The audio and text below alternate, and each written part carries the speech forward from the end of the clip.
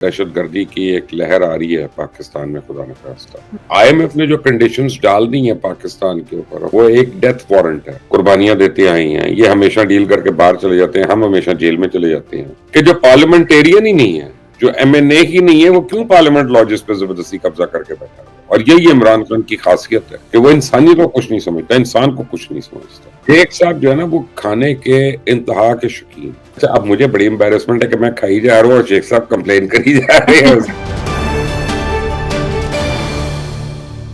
अस्सलामुअलैकुम नाजरीन, आप देख रहे हैं मुबश्शिर लुकमान यूट्यूब चैनल। मैं हूं महविश तबस्सुम। नाजरीन, खान साहब चाहते हैं कि मुल्क में अर्ली इंतखाबात हों, लेकिन अब तो ऐसा लग रहा है कि जैसे वो सूबाई हुकूमतें जो खान साहब ने छोड़ दी थी, पंजाब और खैबर पख्तूनख्वा की, वहां पर भी जो इंतखाबात हैं उनके मौखर होने के इम्कानात नजर आ रहे हैं।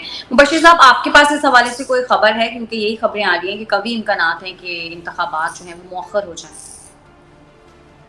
देखिए माविश, बात यह है कि इंतखाबात तो मौखर हो सकते हैं, उसके कई रीजंस हैं।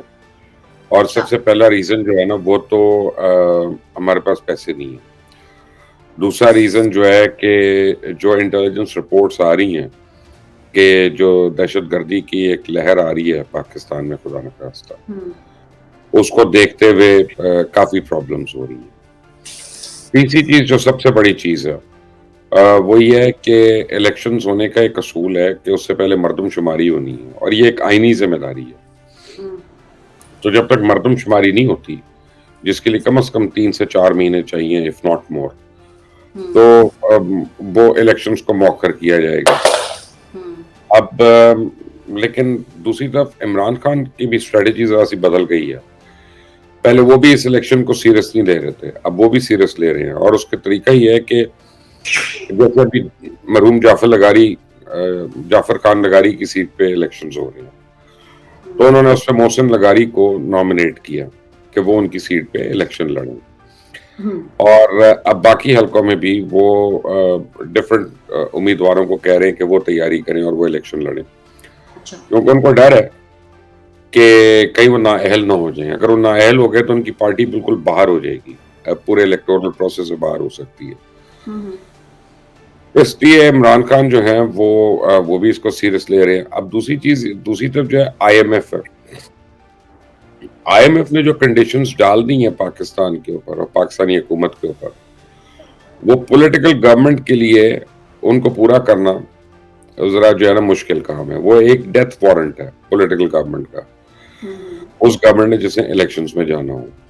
ये कभी इम्कानात हैं ये भी कि जनाब एक और सेटअप आ जाए, टेक्नोक्रेट सेटअप तो नहीं मैं कहूंगा, लेकिन मेरा मतलब है कि तमाम सियासी जमातों का एक मिला जुला एक सेटअप आ जाए। क्योंकि आईएमएफ को बेसिकली एक कंडीशन जो है वो एक, पाकिस्तान जो भी अंडरटेकिंग देगा वो हर सियासी जमात उसको साइन करेगी, ताकि कल को कोई मुकर ना चाहे कि जी हमने तो इस पर साइन नहीं किया था, किसी और ने किया था, उन्होंने पैसे खा लिया आईएमएफ से, ये कर लिया वो कर लिया। तो हर एक जो है वो स्टेक होल्डर उस पर ऑन बोर्ड होगा। सही।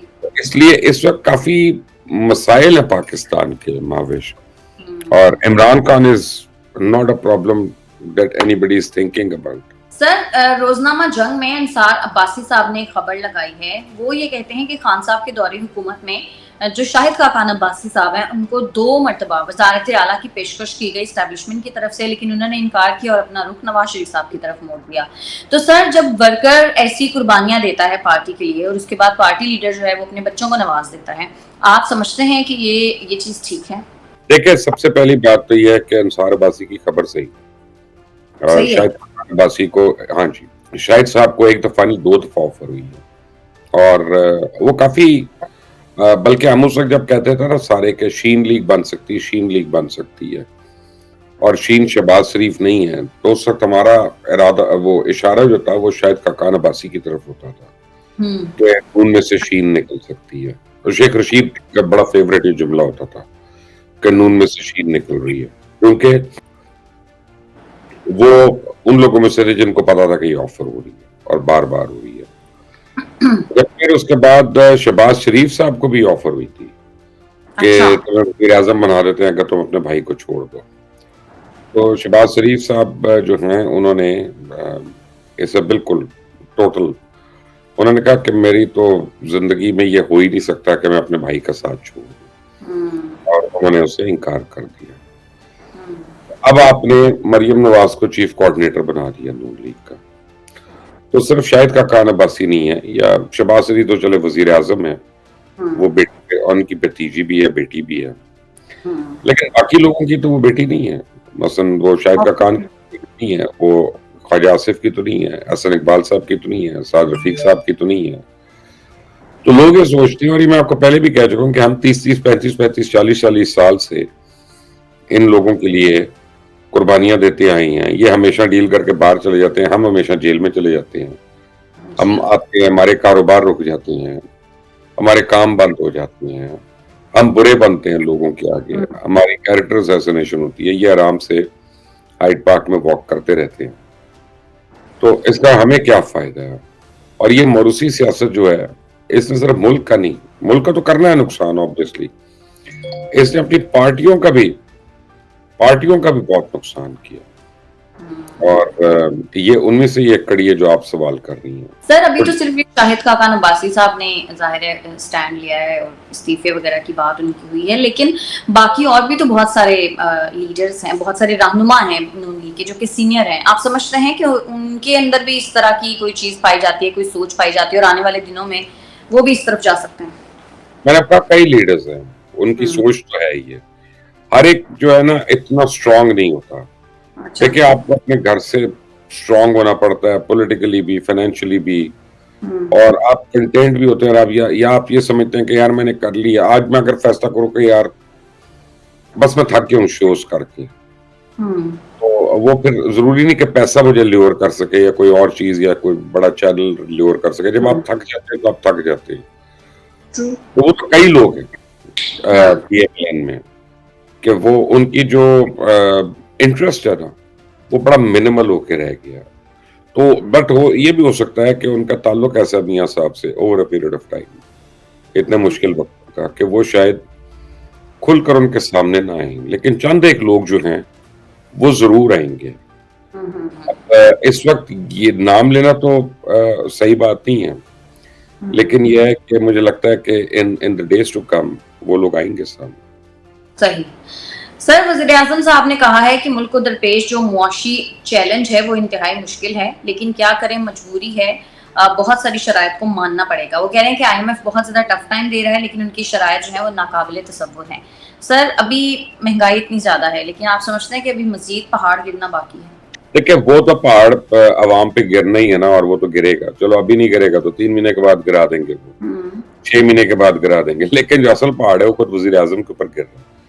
और वो देखे ना, और ये सियासतदानों के ऊपर गिर रहा है, क्योंकि अब इनको ग्रेड 17 से ऊपर तक जितने भी ब्यूरोक्रेट्स हैं सबके असासे डिक्लेयर करने होंगे। तो अब उसमें मौत आ रही है काफियों को, कईयों को मौत आ रही है, और इनके बल्कि मैं तो कहता हूँ इनको नेशनलिटीज भी डिक्लेयर करनी चाहिए। अवाम बड़े खुश हैं IMF की इस शर्त पे। मैं आपको बताऊं, मैं तो कहूंगा IMF को कहूंगा कि please sir, IMF international monetary fund वालों, आप इनसे ये भी लें और आप जरा हमें ये भी पता करवा दें किस किस की फॉरेन नेशनैलिटी है, और वो बाहर नेशनैलिटी लेके पाकिस्तान में सरकारी नौकरियां करके लूट का अंबार उसने बनाया हुआ, तो ये भी जरा पता चले हमें। देखिए, असासे तो शायद किसी हद तक कवर भी हो जाए, क्योंकि वो कोई बीवी के नाम पे हो जाएगा, कोई बेनामी हो जाएगा, कोई नौकर के नाम पे हो जाएगा, कुछ हो भी जाएंगे अपने नाम पे जो इतनी जल्दी में नहीं बदलेंगे।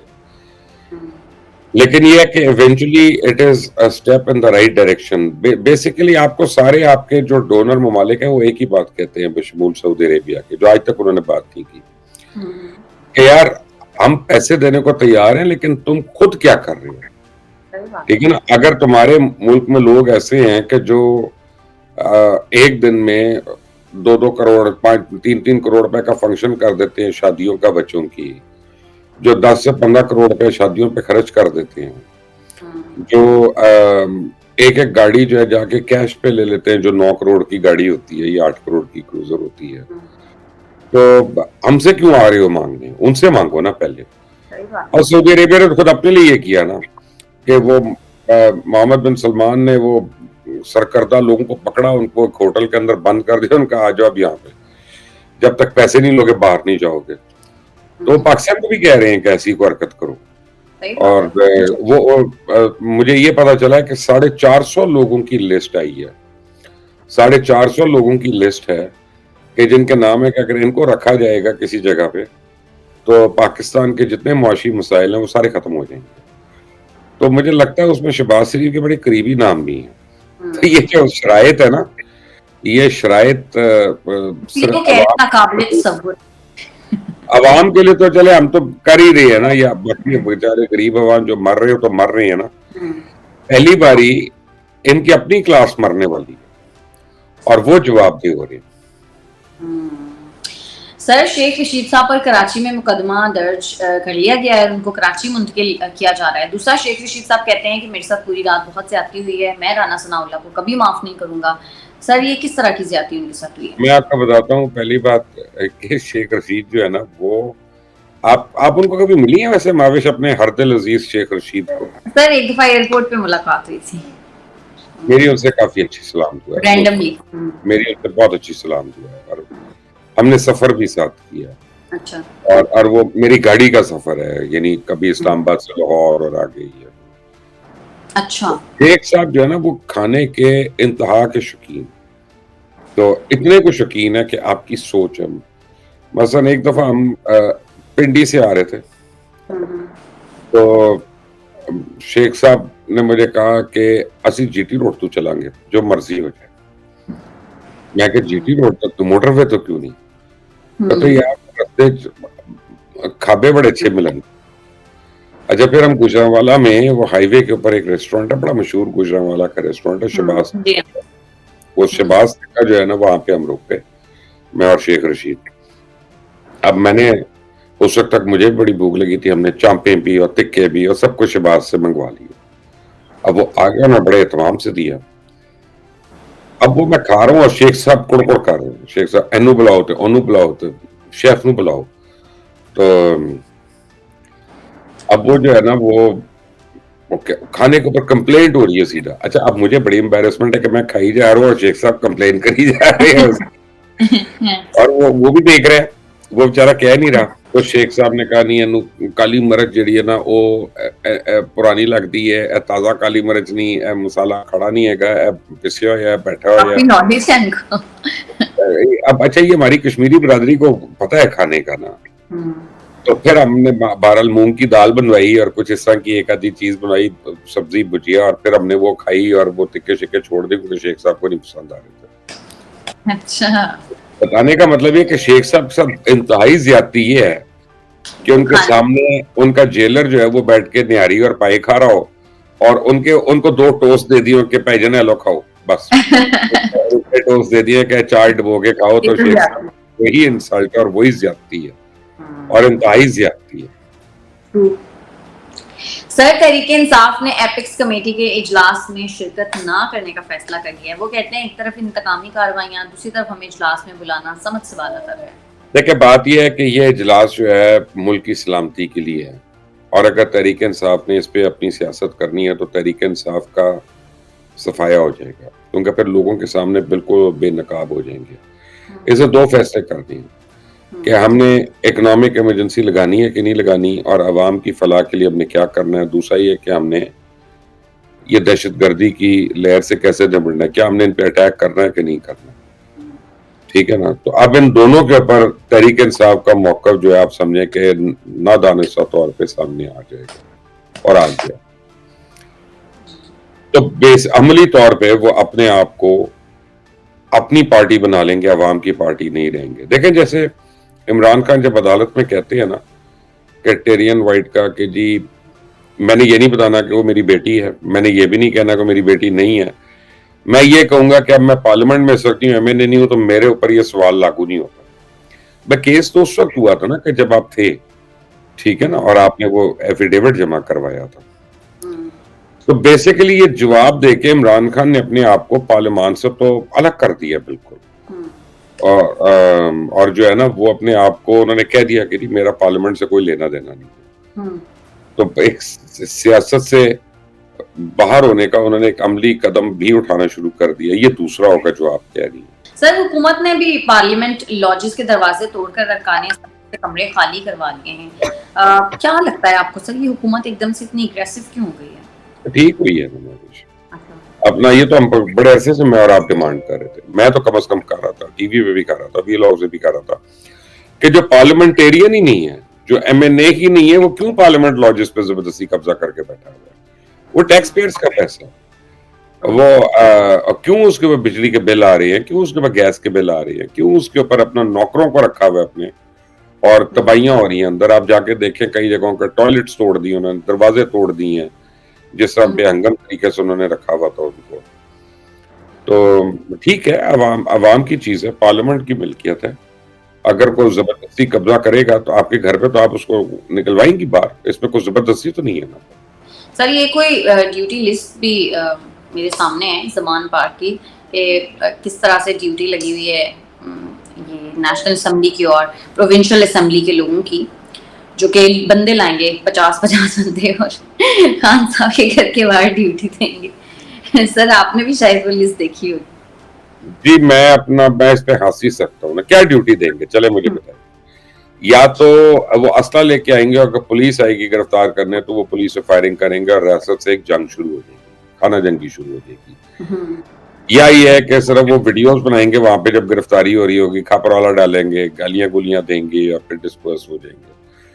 बेसिकली आप चाहते क्या है कि लोग तंग हों ताकि आप आराम से सोते रहें, लोगों को तकलीफ हो और आप अंदर आराम से रजाई के नीचे सो रही हैं। ठीक है, आपको परवाह ही नहीं, बाहर बैठे हैं, ये है वो, आपने तो खाना नहीं देना उनको, आपने तो पानी भी नहीं देना, टॉयलेट कहाँ जाएंगे वो, क्या आई मीन देखें, आप जब लोगों को बुलाते हैं तो फिर आप उनकी जरूरियात जिंदगी का भी तो इंतजाम करते हैं, वो आपने करना नहीं है।